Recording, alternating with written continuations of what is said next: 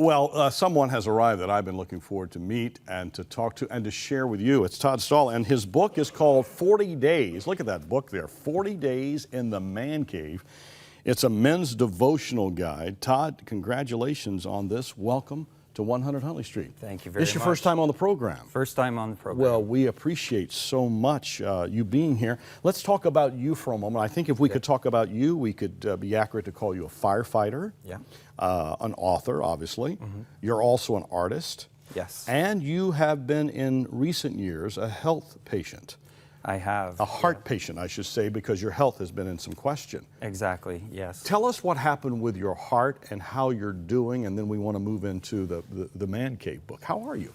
I'm doing great. It's been about 8 months since I had the surgery, and I had to get my mitral valve in my heart repaired. Right. And so yeah, I'm feeling good. My health is stronger. I'm feeling a lot better, so things are good. You look much better today than some of the pictures we saw there where you had the tubes and wires coming out of you. Yes, exactly. Yes. We met your lovely wife and other family members that you guys have? Yes. Yeah, I have a daughter, 21, or 22, sorry, and a son, 19. They're both in Toronto area and going to school. One's working for Queen's Park. Yeah. So things are going well. Yeah. Well, you've gotten through high school. Yes. And the fact is, you know, mine are like in their mid to late 20s now. You never stop being parents. No, that's it's exactly right.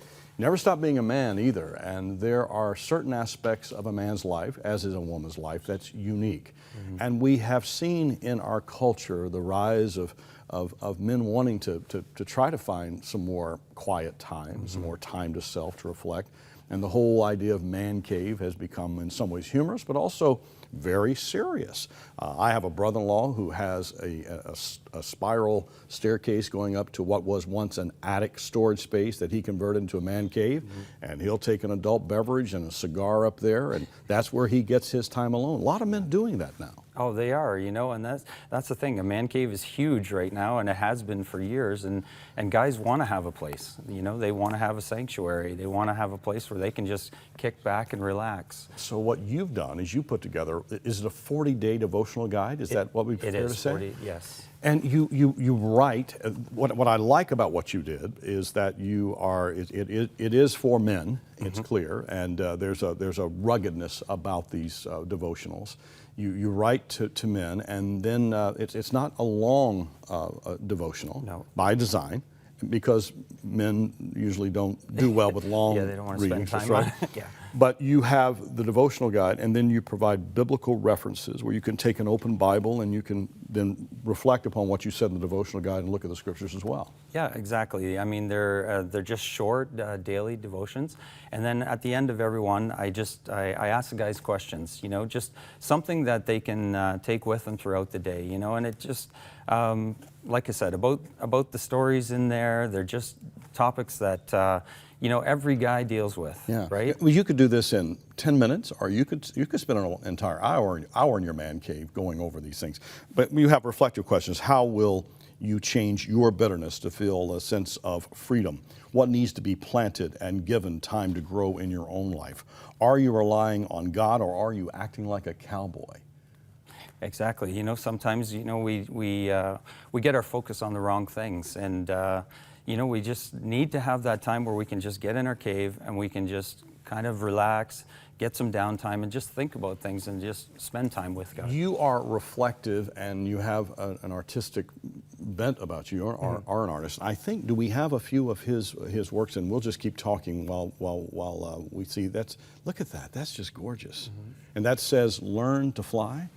Yeah. Get out of the nest? Get out of the nest. And, you know, for me, a huge thing in my life was fear.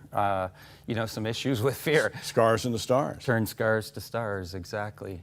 Look at that. Yeah. It Takes Two. That's another one where I just, you know, I always try and incorporate words into my art.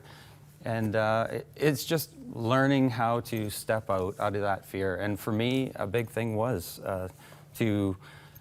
it takes two. You know, 1 foot is easy for guys to step out and try things or take a chance, but 2 steps is a whole nother ball game. Are you different after what happened with your heart procedure? Yeah, I definitely am. How did it change you? Well, I think it obviously puts things into perspective, and I don't know, it was a powerful thing to do. Going back to that, I called it Heartache. When I initially did that, it was in 2010. Right.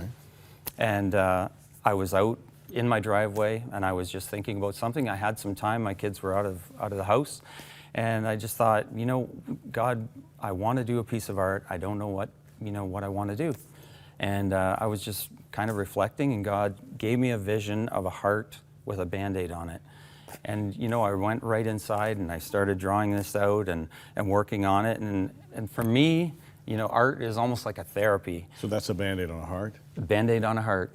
And now I did that back in 2010.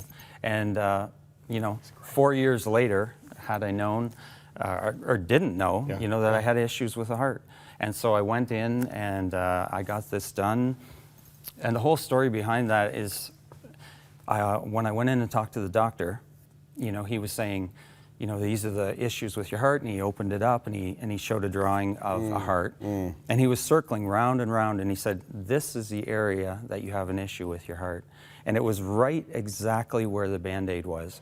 And he said, Todd, if I can just explain it to you, he said, the problem with yours is a mitral valve. And he said, looking at all the things that I see, I think I can repair it rather than replace it. Yeah. And he said, your mitral valve has strings on it, and yours are just flying all over the place. And he said, if what I can do is we just need to tighten up those strings.